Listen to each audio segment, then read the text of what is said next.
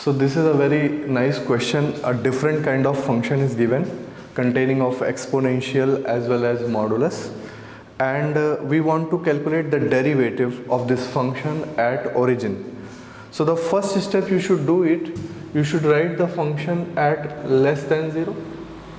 So your fx will become 2 by under root 3 and e to the power.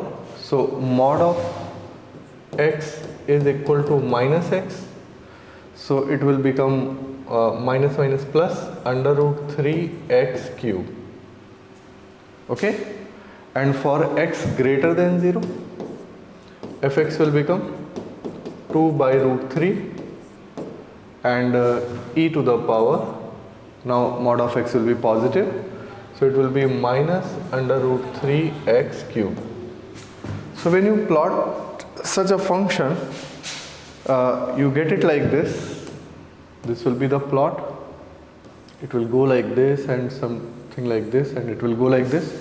Because here x is positive, so it is decaying, and here again x is positive, so because of this x cube, it will be decaying like this.